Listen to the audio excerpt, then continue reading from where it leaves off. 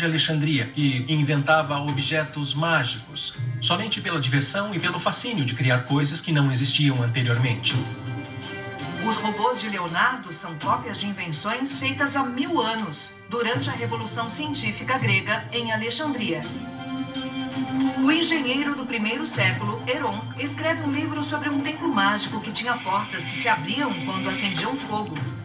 A primeira máquina de venda para água benta e até um carrinho autopropulsionado, copiado pelo engenheiro Giovanni Fontana em 1410.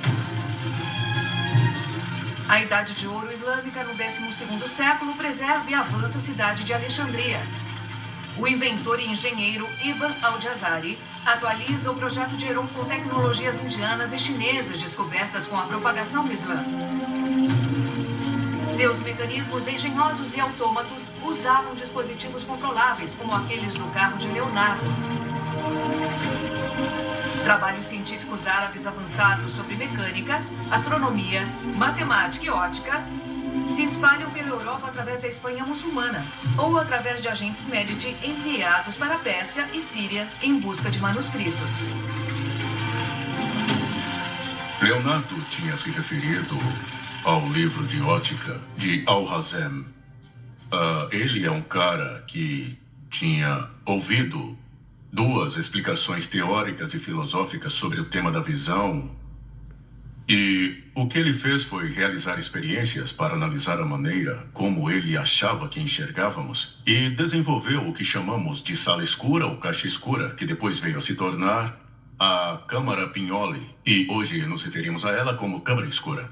E ele diz que se deve sempre duvidar do que se lê, mesmo que seja preciso duvidar de si. Mas é preciso provar as coisas através de experiências. Então, os experimentos começaram a despertar muito interesse nessa sociedade. As anotações de Leonardo sobre reflexos mostram que ele conhecia o livro de ótica de Al-Hazem, escrito em 1021. E é a fonte de interesse dele na câmera escura.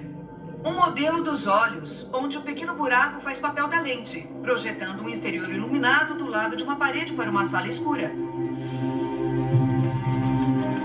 Leonardo não é um profeta do futuro.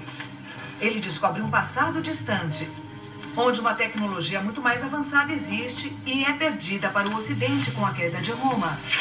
Al-Hazem dispôs 3 velas seguidas em uma sala escura.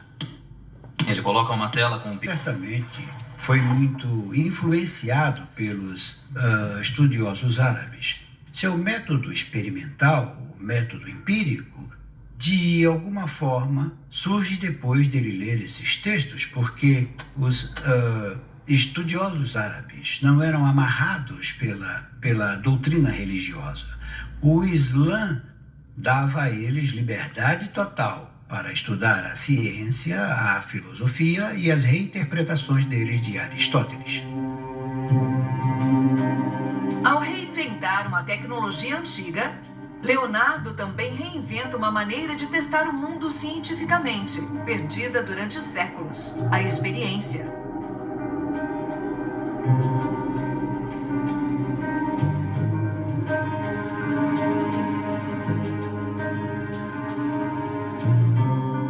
Os livros começam a significar algo para ele. E é difícil saber exatamente o que esta mudança de atitude significa. Mas suponho que seja o desejo de seguir aquela abrangente enciclopédica ideia que o próprio Leonardo tem de si mesmo. Mas todos os ramos do conhecimento estão ao alcance dele. E ele é aquilo a que ele chama de pintor-filósofo. Portanto, deve adquirir conhecimento de todas as fontes. E realmente há uma espécie de multiplicação desconcertante de interesses, mais ou menos na mesma época em que ele começa a adquirir e colecionar livros.